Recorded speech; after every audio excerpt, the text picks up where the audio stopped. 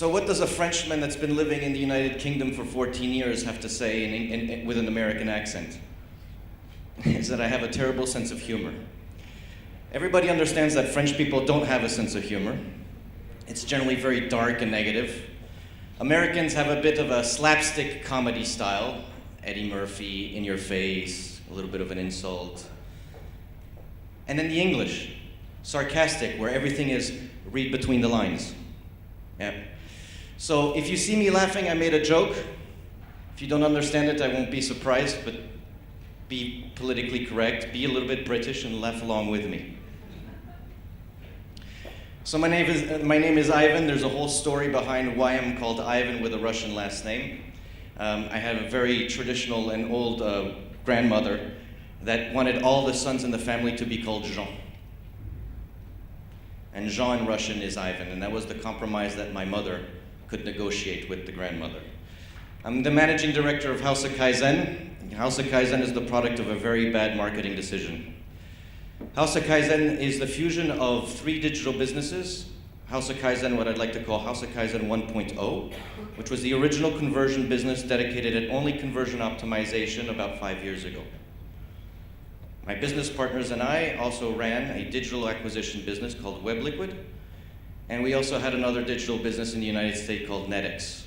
2 years ago, we fused everything together to do end-to-end marketing. 5 people on the board. The decision was to call everything House of Kaizen. Made everything very confusing. So anyways, House of Kaizen means continuous improvement. It's from the founder of Toyota, that everybody in a business has a perspective on that business, and thus the ability to continuously improve it. So I did this presentation a couple of weeks ago in Greece, and it wasn't well received. I think it's because everybody was queuing up at National Bank of Greece trying to take their money out, so I'll leave it to context. You see, that's where British sarcasm comes in and nobody really gets it, because I guess maybe the financial circumstances here aren't that far off. And that's the French humor that comes through. Can I see a show of hands of everybody that has an iPhone? See, I hate iPhones. The concept of conversion optimization is the ability to influence an individual to reach the goals that you want them to reach. And generally, it's something that is about monetization. I want you to subscribe, I want you to buy, I want you to give me money. And as much as Wally loves to believe that the internet still has a lot of free components, search is not free, right? There is nothing that is free on the internet. If you think that Google search is free, you're absolutely wrong. If you think that the free apps are free, you're absolutely wrong. And if you do any form of digital marketing, you will understand that nothing is free. The day that you signed up on a smartphone, you agreed to give up all your personal details, all your personal transactions, all your personal information, to the point that when Apple released the iPhone 6 and they're launching the new watch, they had to change the terms and conditions to actually state that they will not be using your biometric information. And by not using it, I mean selling it. Using it, they are. And one day you will be doing an insurance quote on your smartphones, and you will realize that your insurance quote is very high because your phone knows that you have high blood pressure. And that today, that already exists. So nothing is free. Anyways, that was just a little political statement. That's the French side in me that loves correcting absolutely everything around me. Conversion is not magic. Conversion is a very hard thing to do. Why? Because as we've seen through the modern examples of the development of things such as iPhones, if we think back about 120 years ago, a few companies came together, Philips, Osram, General Electric, and in the early 1900s, they all decided to do one thing, to start this concept of called planned obsolescence. And what planned obsolescence means is we build things for them to break and fail quickly, and then develop in our consumer base the desire to buy and buy and buy. And what they did in the early 1900s is that they could build light bulbs that could last for 8,000 hours. But they actually made a secret deal to say that we will not produce light bulbs that burn for more than 2,000 hours. so that people can buy new ones faster. Chevrolet in the 60s understood the concept of planned obsolescence. So they would change their car models every year, but they wouldn't change the chassis, they wouldn't change the engines. All they did would be to just mildly change the design of the body and the interior, so that every year people wanted to buy the latest model. Then this guy called Steve Jobs came around with this iPod thingy, you know, the place where you could put a lot of music.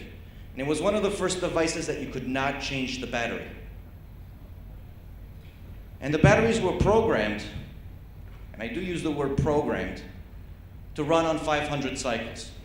And after 500 cycles, the lifetime of the battery would go down, and the cost of replacing the battery compared to buying the latest gadget was completely disproportionate, that it made you want to buy the new product.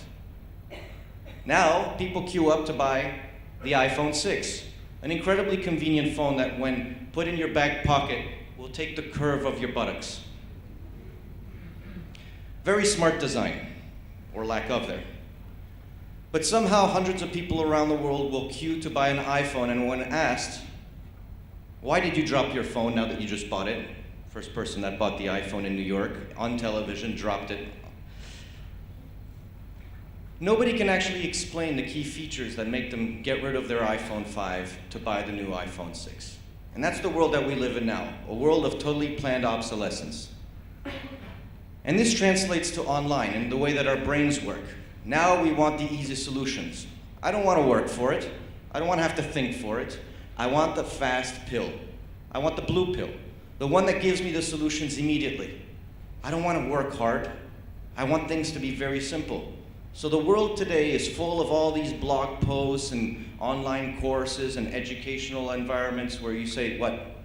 I'm going to spend an hour, 5 minutes, 10 minutes reading blogs and posts with the 10 best tips to change your life, run a business, optimize your website, the 10 new diets that are going to make you lose 20 pounds. When in the back of our minds, we all know one thing. You want to lose weight, eat well, have smaller portions, and exercise. But I guess we can all believe in these posts. 5 tips not to become fat after Thanksgiving. Absolutely. These work great, by the way. Overnight, you'll lose all the weight. 10 tips to increase your business efficiency. If any of these elements were actually true, none of us would be standing here. You can't implement it that fast. It doesn't work that way. The best thing is that when we look at technology, we believe that technology will replace all this level of effort. And so we see these ads, marketing automation, the miracle behind the efficiency of marketing automation. Get the robots to bring in customers in your business, because we know that that really works. I mean, we're all flush with cash. Reception is just a fake idea. No, robots will fix everything. I was in an artificial intelligence conference not so long ago, and they actually predict that robots will turn against us in 20 to 30 years. So let's not be too anticipatory. And the reality is this: we are hardwired for dopamine pleasures. On the left-hand side, we love the element of novelty, this planned obsolescence, because things that are new actually have a physical, chemical reaction in our brains. I buy my new iPhone, it's like, oh, I'm so excited. I didn't even boot it up. I didn't even log in. I'm already, oh my God, all giddy with this new box. And technology is exactly the same thing. Oh, I got a new piece of kit on my website. Oh my God, look at it. It can actually change things on my site. I'm going to make so much money. So we're reward junkies. And on the other side, we hate effort, right? We're effort misers. In other words, anything that is a level of effort, we are genetically programmed to run away from it. So I love a reward without any effort.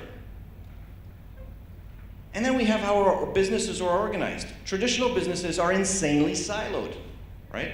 So I have the guy that does marketing, I have the guy that does customer service, I got my tech guy here, the sales guy here, and even in my marketing, I got my offline marketing, my TV guy, my PR guy, then I got my different agencies to do social media, my PPC guys, and then I'm going to use Criteo. Don't use Criteo for my display advertisement. You're wasting too much money using Criteo. I don't have any opinions about Criteo, but I just don't think that they're very efficient. Anybody uses Criteo? Raise your hands. One person. All right, let's just turn all towards him and say, why? So we're incredibly siloed, yet the customer experience is horizontal. I talk to people, I discover new products get anchored in my brain. As necessity comes, I go fetch into these ideas of my consciousness of what the products may be that will serve that need. I interact with different marketing channels, I do benchmarking, I go to review sites, I come back and I interact with the user journey. So the users work on this plane, but our businesses are like this. And on the right-hand side, you, as a marketer for your own businesses, you are the worst possible people to make decisions. It's just human nature, and we'll talk about that in just a second. So if you want to learn how to convert, you got to forget the tech. So forget the web. It goes back to fundamentals. The idea of conversion optimization has existed for centuries, absolute centuries. And you need to understand first that if you want to learn how to convert, you need to stop spending time reading blogs and articles that are about technology and hoping that technology will be the miracle pill, but start learning how people think. So if I could give everybody a piece of advice, you want to learn how to convert, your first stop isn't Google to find the top 10 articles. It's going to be to go to Google Scholar and see what the PhDs write in terms of papers in regards to how the human works, how the brain works, how attention is allocated, how you do price anchoring, price benchmarking, how you do decoy product development in order to grow your conversion, because those are the techniques that help you grow that conversion. Understanding how the brain works is actually a hell of a lot more important than understanding that element of technology. For example, understanding how people create a visual perception of a product, of an influence, of a visual stimuli is key. We all see the same things, this object right here in the middle, but in our brains, we actually have a different image. And that image is different not just because of what we see, but because of the ways that we process information. It's due to our experience, our education, the way that we're hardwired, the way that even our eyeballs work. I mean, if I said to you, look at this beautiful rose, and the person next to me was colorblind and only saw in monochromatic grays, the mental image of what that person sees is completely different to what I see. And this applies absolutely to the web. You may think that what you're presenting makes perfect sense, is incredibly beautiful, but in the mind's eye of another person, it might be completely the opposite. So it starts with understanding the way that the brain works. Then how the body works is just as important. People at Amazon understood this a very long time ago. So for example, understanding how your focal point works, how your eyes work. You know that you only see very clearly in about 1.5 degrees of visual acuity. We call it the thumbnail view or the quarter view, when you stick your thumb out like this, and only about the size of your fingernail do you see very precisely. And that's that focal point. Outside of that, a few more degrees of resolution, you see things in a pretty clear resolution, but outside of that marginal element, you see nothing. And that's why people like Amazon discovered and understood how to cluster information together. That's why you have things like reviews, price, subheadline, the beginning of the image, and the headline clustered in a view. Because people understand that outside of that view, the brain works in such a way that it will not see information that it is not focusing on. And we call that perceptual blindness. And this is what you get when you start going through Google Scholar. And we'll talk about more of this in the afternoon, but things like in 1935, John Ridley Stroop, that developed through his name, the John Ridley Stroop effect, understood that when people are trying to resolve two conflicting visual stimuli, for example, your GPS that says turn left, but the sign on the road says go right, all of a sudden your brain starts going in hyperactive mode. And so resolving two conflicting stimuli requires almost twice as much energy to resolve. And now you imagine when you arrive at a web page or an app, and you're like, I don't get it too much. Or you have calls to action that says buy now, but you don't really understand what the service or product is. And you're like, actually, I want to find more information, but... And all of a sudden, the brain starts getting into this conflict.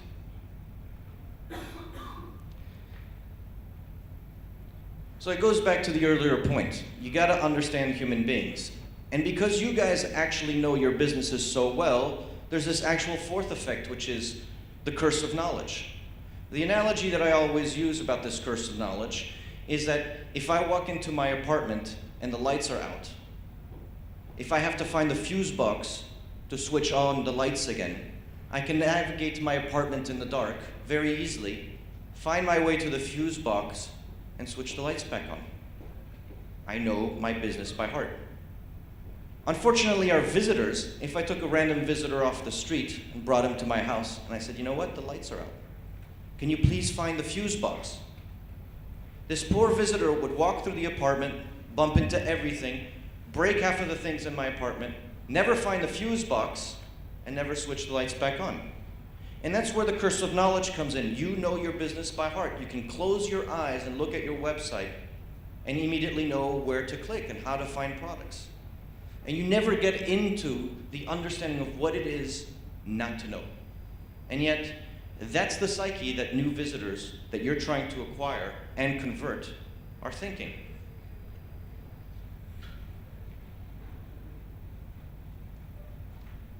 So conversion starts with a very old school concept, which is building a storyline. And this is the hardest thing to do. Building a storyline and developing a value proposition for a product is so difficult that we would prefer to do sales, 40% off and 50% off, than to focus on what makes us different. What are the elements of value that we're going to bring? And then to try to determine what are the pieces of information that I need to produce? In which order do I need to put them in? And then how am I going to build and craft that storyline? And some people do it well, but the majority of people shy away from these exercises. We see that every point of contact is a script, right? It's a storyline. Every web page should actually cater for the welcoming of the visitor, even when you're navigating within a web property or navigating menu-to-menu pages in an app. Everything is about positioning. Hi, you've arrived at the right place. It's the ability to craft the value proposition and to try to explain not only what a physical item is, but the benefits that it brings, how it makes you feel, the problems that it resolves. And when you try to actually go through that journey and build that content, it is one of the most difficult things to do. I'm a big fan of Microsoft, and I think that they're the world's absolute worst marketers. If you look at the new Surface Pro 3, the tablet, which is also the PC, but you really don't need an Apple, I mean an iPad, well, the Surface is awesome, right? But if you go to their website, you actually read about it, all it is technical features. It's this big and this type of processor, and it weighs this much. Technical, technical, technical, technical. And that's not how you write a script, because I'm not connecting to the benefits. I'm not solving people's problems. I'm just letting people use that information to try to resolve their own questions. You don't build a script like that. On the other hand, Apple's been, yes, Apple, it's been fantastic at telling a life story, how the products integrate with your life, how they steal your data and then sell it to other people. Just checking if you're still awake. So this is how we function. When we build tests or we work on the conversion paths, the places that we spend the most time is designing a storyline. The wireframing really doesn't matter. It's nothing more than a way to architect a thought process. The little yellow stamps in the middle are the chapter headlines. Right? Just like a script, we build out chapters. We figure out what the order is. And in each chapter, we are going to define exactly what the storyline should be, what the pieces of research that we've done about what people are thinking, how they're doing, what they're consuming, what the problems are, etc., is going to be the validation on the right. So on the right is the definition of each chapter, and each chapter tells you a story. And this is the single most important part. Building something like this takes days. Days, days, days. And we would go through it with clients and go, right, this is the script, and this is what we've done, and this is what we've researched. And yes, in a very long page or a landing page or a site, you have long storylines. But the reality is that everything is a story. The smallest piece, a simple call to action, is an extraordinary story. And we've made dramatic changes just by changing in a user's path and a checkout process all the labeling. Let me give you an example. This is from Stanley Gibbons. And Stanley Gibbons is one of the biggest collectibles trading business in the world. Last year, they were selling a note, right, a banknote, for £1 million from 1860 from the Bank of England.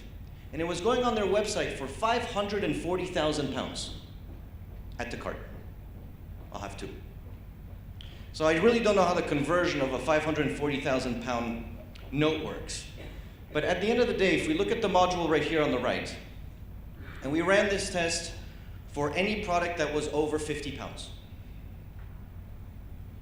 Even these little elements right there, these modules, are a storyline. And when you change that storyline and test it to make it a little bit clearer, to reorganize the thoughts to answer the points of anxiety, delivery, quality, satisfaction, returns. And if I shuffle between the two, and we tested this against a number of versions, because we were looking at a high involvement product, when we tested it, there was an increase of up to 50% to add to cart. But in the design of the variations and the following test that came with this, these individual little modules are considered a script. We said, right, how do you design your script? Is it the money back guarantee? Is it the pricing information? Is it the return policies? And how do we bring this to life? What are the words that we say? There's a very big difference between saying buy with confidence, which means nothing, and 100% satisfaction. And yes, something like this yielded a very, very large impact. So it's interesting to see that everything is a script. It is only after you have done and built out your content in the script do you then hire an overpriced designer. Generally in our businesses, we look at our websites and we look at our competitors and we go, oh, it's a little bit old.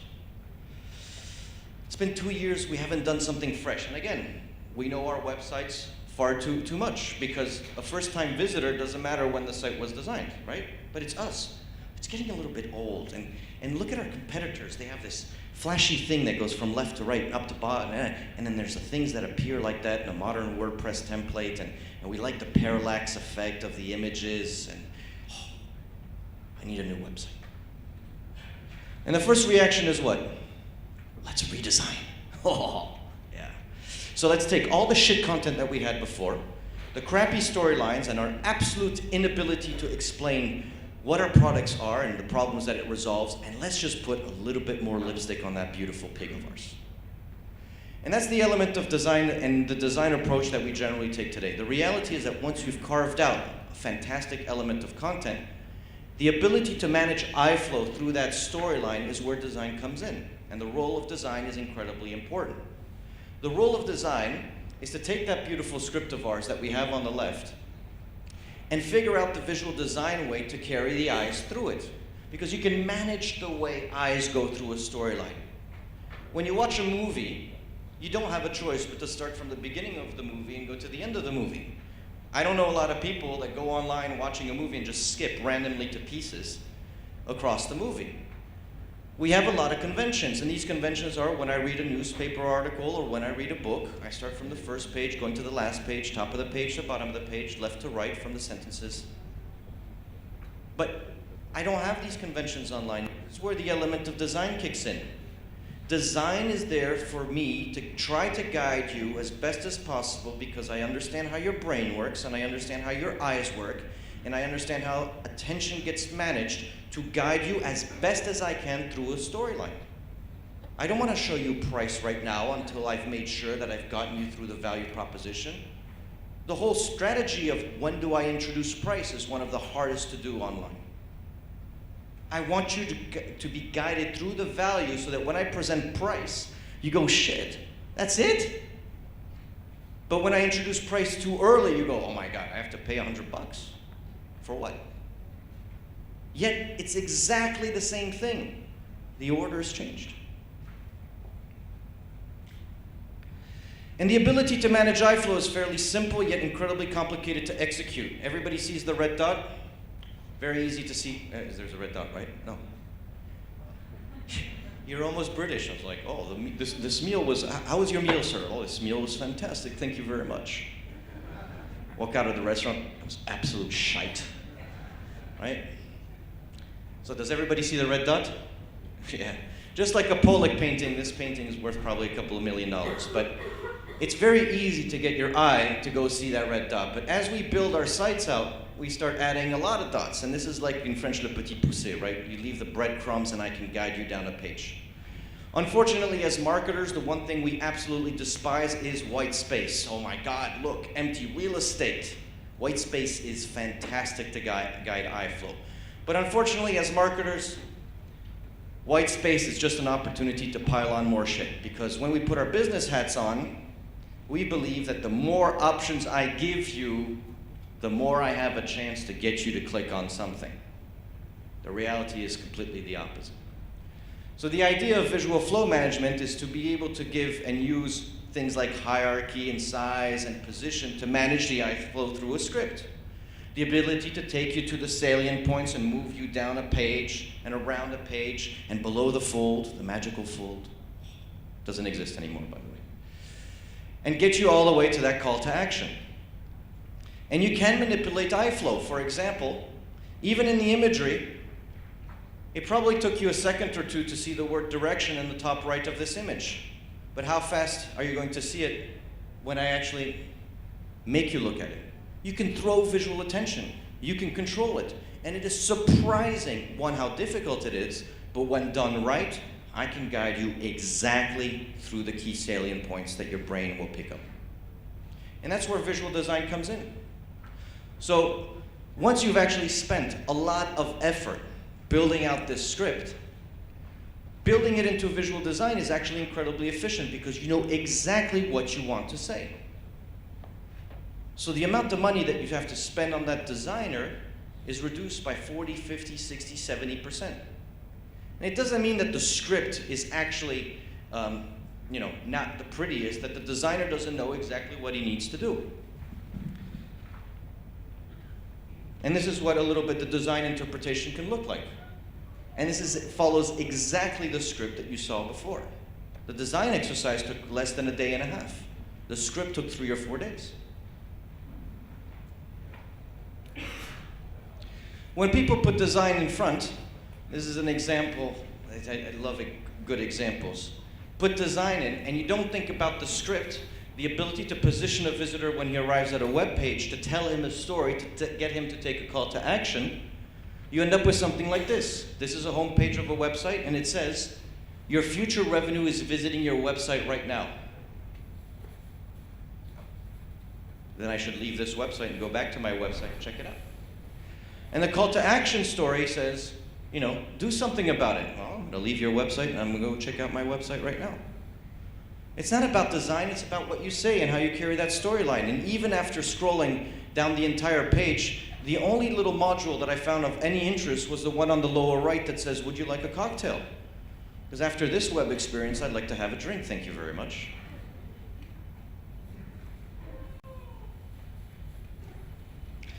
So let me walk you through probably what is the single most important thing that we use all the time, and it's the most simple and basic and obvious thing. But we call it the value fulcrum.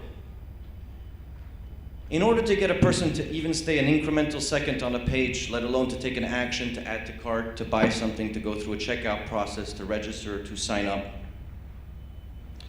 there's this constant battle that's happening in our brains, and in our hearts actually.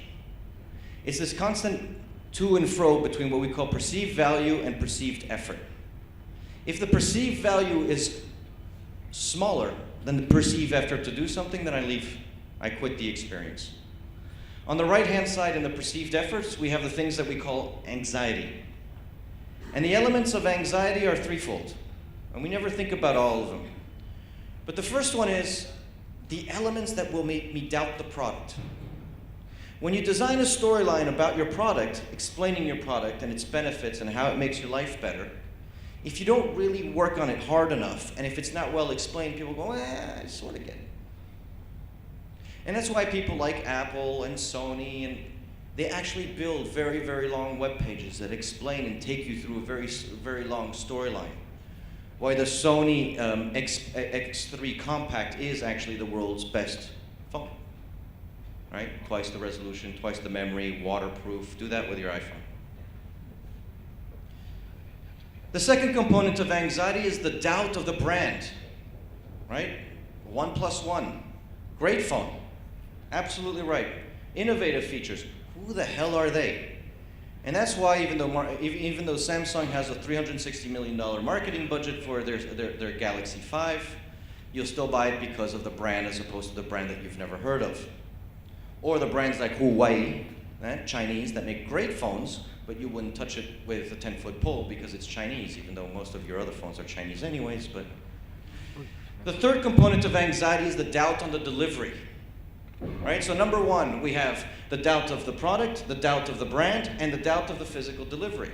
What happens? Am I going to get the product on time? What happens if I don't receive the product on time? Sometimes, some bigger products, delivery is 3 to 16 weeks. What happens if I need to return it? How does the logistical mechanics work?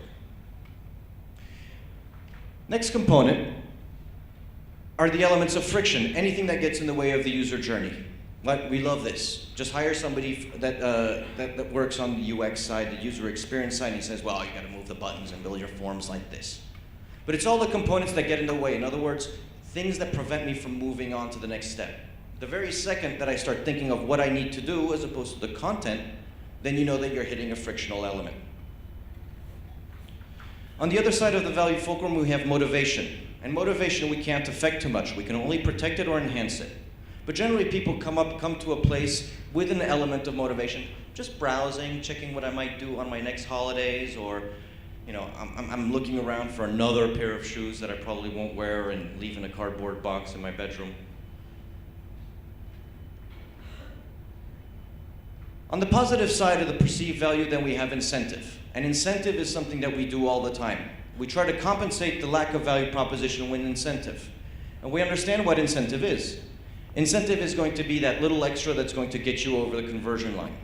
It's 10% off, buy one, get one free, 20% off, $30 off, etc., etc. But you don't buy an incentive. Yet when we want to convert more and it comes to Christmas, most people will start discounting because it's the right thing to do, instead of working on the value proposition.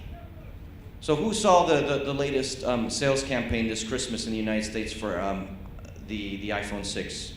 Who saw the TV ads? Nobody. Good. Why is that? Because when everybody else is discounting their phones, Apple doesn't discount. Neither do Mercedes, BMW, and Audi. Because when the value proposition is awesome, people will pay for it. Period. And finally, what's in it for me? The value proposition. If you're going to do anything, that's the only point that you work on. You don't redesign, you don't make pretty colors, you don't discount. Figure out a way to find and deliver a fantastic value proposition.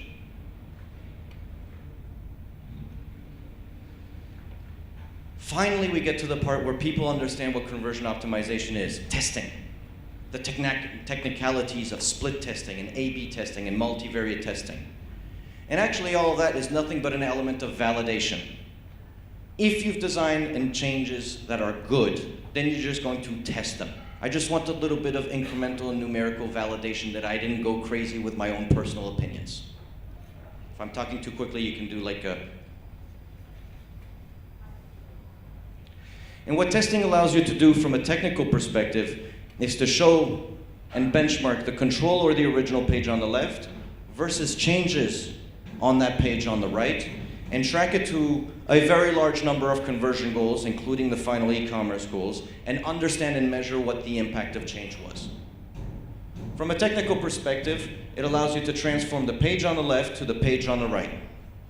So 50% of the people in this room would see the original page on the left, and 50% of the people in this room would see the version on the right. All on the same URL, right? It's the same page. Content might change, design might change, but in fact, it's the same page. And that's the technical side of split testing. It is very, very powerful and very, very cool and supremely tricky, and you can make a lot of mistakes with it. But it's cool. Right, modifications like this, would impact your add to cart very quickly. From a technical perspective, all it does really is right here on the left, When the visitor on the right requests a web page, your server sends out that web page, and it is at the port view, in other words, in your phone, in your tablet, in your laptop, basically in your browser, that a little set of instructions runs and transforms the page to what we want it to look like. So in fact, testing doesn't happen at server level, it happens only at browser level. In fact, your website is never touched. And that's what's really cool about it. In other words, you can see and have and feel different experiences and test them without ever having to interact with tech people, tech teams, which is a bonus, I guess. So for example, after a number of rounds of optimization, with this particular client, this is sort of what their homepage looks like. And what we tried to figure out and do is research how people shop. And these guys were specialists in memory foam mattresses. And if anybody's ever bought a memory foam mattress, you know, these things cost an arm and a leg. So it's what we would call a high involvement purchase because it's very expensive on one side and it's very personal on the other.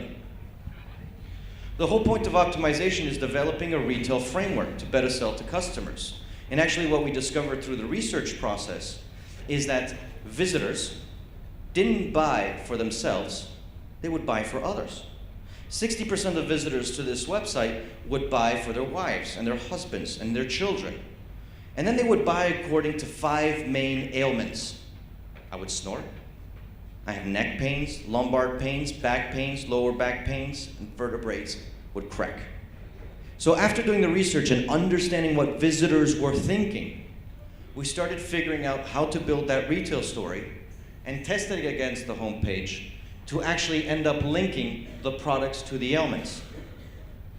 And where the testing strategy came into play was figuring out what were people coming in to do, for whom they were buying, and trying to change the storylines at product level and retail level to go, I'm talking to you. And in this particular case, an e-commerce experience doubled conversion. And this was done over a year and a half. It wasn't done overnight. The before and after here had 7, 8, 9, 10 rounds of testing, and through their site as well. The ability to optimize is to also look at having the continuity from the ad to the landing page, from the site, through the checkout process, and then to the levels of monetization. So in this particular case, it's the ability to transform and test an entire user journey. We call it test trains, where the first page, second page, third page, fourth page are all linked together as one user experience versus an entirely different user experience. And those are very, very heavy tests. And we try to keep that integral user journey across. So the idea that conversion optimization is about technology, it's never about technology. It is all about how consumers think, how they work out their problems, and how they try to resolve them. Let me give you an example. Who has more than one gambling account? So I love to gamble. I play a lot of poker. Paid my first car with my poker winnings. Then lost everything. I had to give the car back. No, that part's not true. But I did buy my first car with poker gaming, poker winnings in Vegas. Love poker. So this is affiliate marketing, right? Everybody understands affiliate marketing. Who does not understand affiliate marketing? Raise your hands. If you don't understand it, talk to the people that didn't raise your hands around them. They'll explain it to you. So in the casino world, you have online reviews, and the goal is to click on the link, and you're sending traffic to other websites, right? And if that person signs up, you get a share of the revenue, affiliate marketing.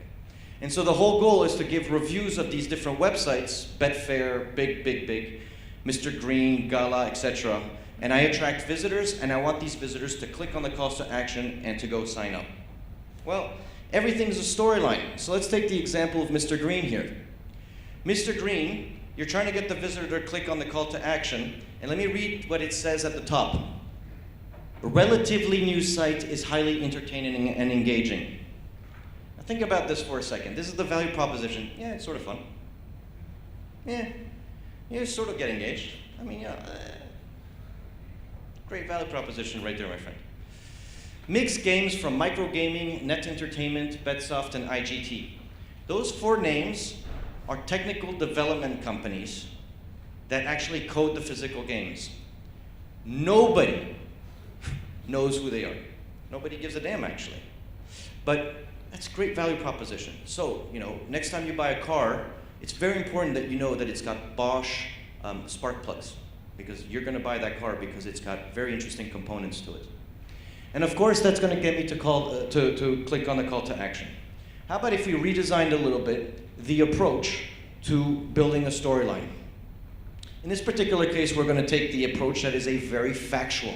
So when you write the value proposition, the first steps is to always at least make it factual, specific, and quantitative. Right? Specific and quantitative. Not like how all these hotel sites are written. Beautiful, quaint hotel a stone's throw away from the ocean. Translated into so goddamn small I can touch both walls with my fingertips and I need to hire a taxi cab to go to the ocean. Right? Here, we take the approach of, say, innovative 3D games, and you actually start specifying and quantifying what this casino is. Big example of payouts, number of games, types of games, and so forth. And then maybe something a little bit different in terms of the approach, a more authentic approach, a pros and cons. Nothing is perfect online. More products on Amazon convert because they have 4.5 stars than those that have 5 stars. Why? Because we doubt the truth of the information. It is better to have 4.7 stars than 5 stars. It is better to have a 9 out of 10 review rating than have a 10 out of 10 rating, because we don't believe in perfection. So why not actually say on the left the pros and on the right the cons? And what it does to the impact of visual attention is this. This is how or where the eyeballs lingered, what they looked at, where the amount of time was spent. And you can see that with the different scripts, the ability to attract and manage eye flow and ultimately interaction changes greatly. And click-throughs here actually grew by over 40%. So everything is not a question of design, everything is a question of script. Let's look at scripts. Who lives in an apartment or a house? Raise your hands. Right, so everybody else is homeless. So for those that aren't homeless, let me show you the highest selling smoke detector in the United Kingdom. Let's look at the headline. Photoelectric sensor smoke alarm with escape light. Purely quantitative and factual. And if you read the rest of the description, it tells you a little bit about this component, the components. It's battery operated, it reduces this, it does this, etc. Now we all know that we should have a smoke detector in our homes, right? It sort of makes common sense. But every time that smoke detector goes off and you need to replace the battery, it's a big pain in the ass. And if you don't have enough, then I gotta buy a smoke detector. So I go to Amazon. I do everything on Amazon, even buying food, which is sad. Yeah, but Amazon Prime, now they get it to you the same day. Next best thing is, while you're playing the Xbox, you can order pizza with just a hand gestures on the Xbox One. Pizza Hut in the United States. Can you imagine that? Sorry, a little sidebar, but I'm amazed about how people think. Imagine you're playing your video games on Xbox One, and you're really hungry. Without leaving Call of Duty, you can now do a hand gesture, and your favorite pizza gets ordered through Pizza Hut and gets delivered in 45 minutes. The problem is that you still need to get up and open the door, because it's extraordinary. So let's get back to our smoke detectors. Beautiful smoke detector, right? I mean, if I could pay a little bit less than that, I would.